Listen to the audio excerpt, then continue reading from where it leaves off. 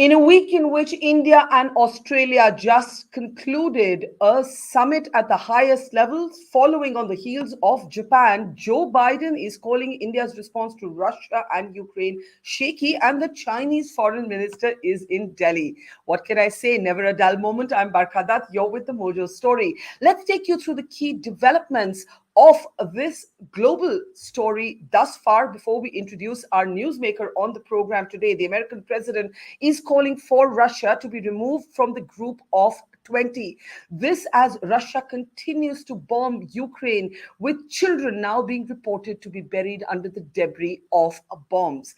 India has abstained yet again. This is its fourth abstention at the United Nations, but Australia is among the countries in the Quad that has said that it understands India's autonomous position on Ukraine and will not let that affect either bilateral relations or the focus on the Indo-Pacific.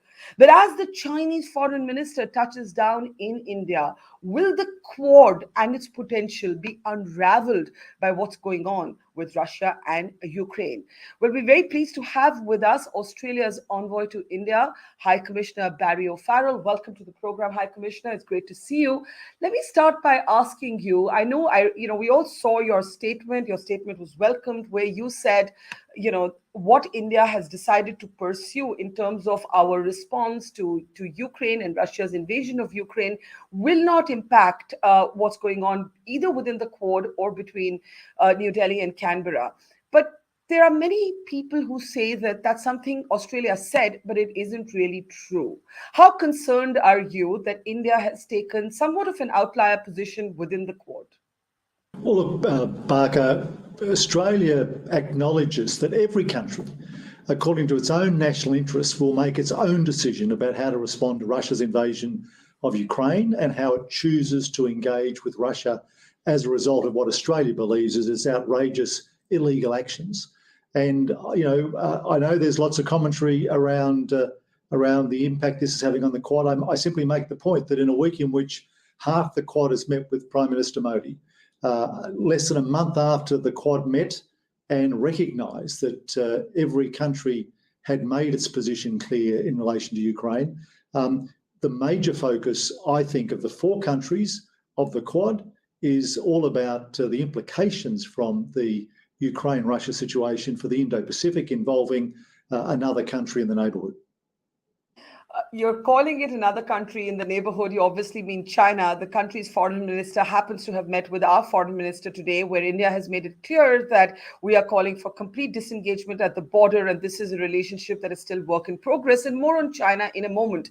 You make the very interesting point about half the Quad, that's two nations, Japan and Australia, already having had the highest levels of dialogue with Prime Minister Modi. But what about the United States of America? What about Biden describing India's position as shaky and then trying to compensate for it by describing India as an essential partner? Does it not concern you that the Quad, essentially set up as a countervailing force to the rise and the aggression of China in the region, could come undone? No, I'm confident that the Quad's got a strong future, and I know as a former politician that from time to time people misspeak, which is how you get a statement made, then a statement corrected. And it's clear that after the comment that the President made, not only did he correct his language, but those people who work for the United States administration on Indo-Pacific issues reiterated the importance of India and all four countries to the Quad and its mission. Joe Biden, the American president, has called for Russia to be ousted from the G20. This as India has abstained yet again at the United Nations. I know that you've already said that, India and every nation will be guided by its own self-interest, but is Australia disappointed? Is it concerned? Or does it actually understand the Indian position? I'm sure you've been meeting with diplomats here at the highest levels of government on background. What is it that you are conveying and taking back to your country about why India is taking the position that we are? Well, simply that India historically has not joined in what one of your former prime ministers called the business of condemnation, but instead seeks to commit itself to creating an environment in which a solution can be found. And I think if you take the emotion out of the issue, that's a very sensible strategy to undertake. India, people understand that India has a historic relationship with Russia. People understand that that potentially provides them with an opportunity to do what Prime Minister Modi's already done, which is speak to both the President of Ukraine, the President of Russia, presumably, like the rest of the world, trying to get that conflict ended. How concerned are you, though, High Commissioner, about a possible Russia-China axis? The nexus already exists. Are you concerned about an axis emerging? And a lot of Indians, while understanding that our position is to be guided, obviously, by our own interests, are concerned about a kind of new world order, a new global hierarchy taking shape here, and are a little uncomfortable that at that abstention we're in the company of countries like China and Pakistan. Well, it's clear that the Quad countries are concerned about implications from the abandonment of rules, the overrunning of borders, the use of force and the cost to civilians of what's happening in Ukraine and its implications for the Indo-Pacific. We've seen in recent days India's northern neighbour undertake activities within the Pacific that are of concern to my country. So clearly, the world is, as my Prime Minister said 2 years ago, turning out to be a more dangerous and disorderly place. And what countries like Australia, like India and the United States, Japan, but others have to do is to try and stand up for international order, stand up for those rules, which whether it's India's border, whether it's the illegal invasion of Ukraine, or whether it's other messages around the world, are meant to are designed to ensure that we live in a peaceful, prosperous world free of coercion. That northern neighbor of India that you won't name because you are, after all, a diplomat, but I can, China, is talking about setting up a military base in the Solomon Islands of great concern to your country. Do you believe that the Quad will remain focused on stopping the rise of China? Or are you a bit taken aback that given this flurry of diplomatic activity in Delhi, China is part of that? Despite what's happening at our borders between India and China, are you surprised to see the Chinese foreign minister suddenly here?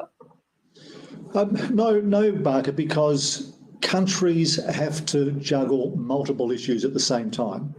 And if Australia had a land border, and if that land border was being threatened by another country, I'm pretty certain that any government of Australia would be seeking to keep communications lines open to try and resolve those issues. That doesn't mean it ignores other matters that relate to that country. So, again, I've been impressed by Dr. Jaishankar since I arrived at India, and I continue to be impressed by the effort that he puts in to try and create that space, if you like, that seeks to allow problems, whether it's border issues or whether in the case of the bigger issue, of course, which is the invasion of Ukraine, to hopefully be settled. There is concern that if Vladimir Putin is not stopped, is not contained, then, we are not looking at this being the last act of aggression by a major power, that China will then take its cue, that Taiwan could be next, that here in India, we'd have to be concerned about our territories in the Northeast. How concerned are you at the direction at which the conflict is unfolding? India is abstaining. The United Nations has passed resolutions. They seem to make no difference at all to Putin and to the war as it's unfolding. I think diplomats, leaders of governments in most right-thinking countries are concerned about that very issue. If Russia is able to get away with its illegal act, contravening the United Nations, invading a country, killing civilians, causing the damage that it's causing without penalty, what signal does it send to other regimes around the world who may have similar thoughts? And regrettably, there are a number of those. But yes, my Prime Minister spoke to the Indian Prime Minister this week about the implications of this for the Indo-Pacific. We've seen at least one incident since then, which suggests those implications are real, not symbolic or theoretical. And you're talking about the aggression or China's sort of encircling near the Solomon Islands, or is your reference elsewhere? Well, whether it's what's happening in the Solomon Islands, whether it's what's been happening for years in the South China Sea, whether it's been the issues that legitimate fishermen from countries that border some of those oceans have been suffering from a northern neighbour of India's.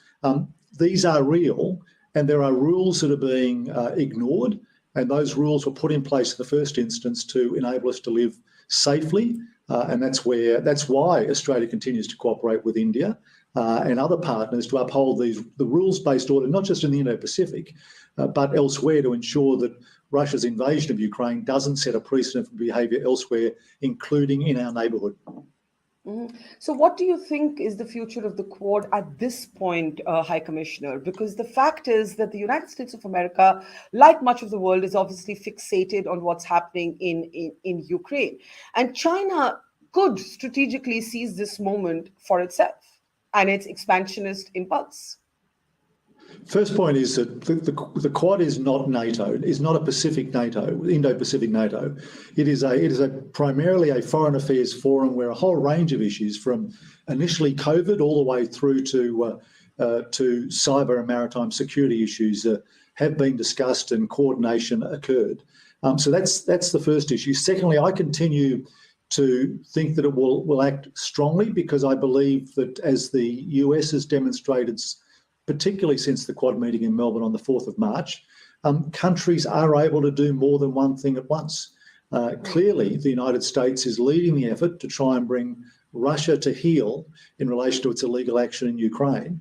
But equally, it's not taken its eye off the Indo-Pacific, and I don't expect it to, any more than I expect India's border issues with its northern neighbour to mean that it is less vigilant in relation to challenges to smaller countries, challenges to rules in the Indo-Pacific as well. Okay, I have a couple of minutes left with you, so I want to return the focus to the summit that took place between India and Australia. You said that your Prime Minister did convey what the possible consequences could be on security in the Indo-Pacific region.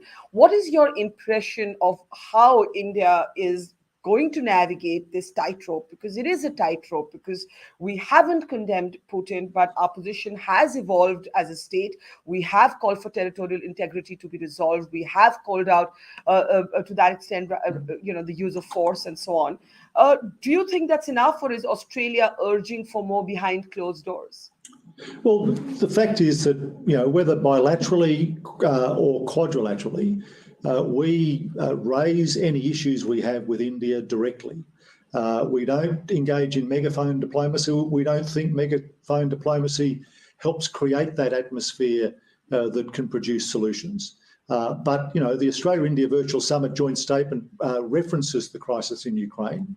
It expresses, quote, serious concern about the ongoing humanitarian crisis, and reiterated the need for immediate cessation of hostilities. And it also emphasises that contemporary global order has been built on the UN Charter, international law, and respect for sovereignty and territorial integrity of states. Now, India was as clear on that as Australia was as clear on that. Countries that aren't as clear as that are Russia and China.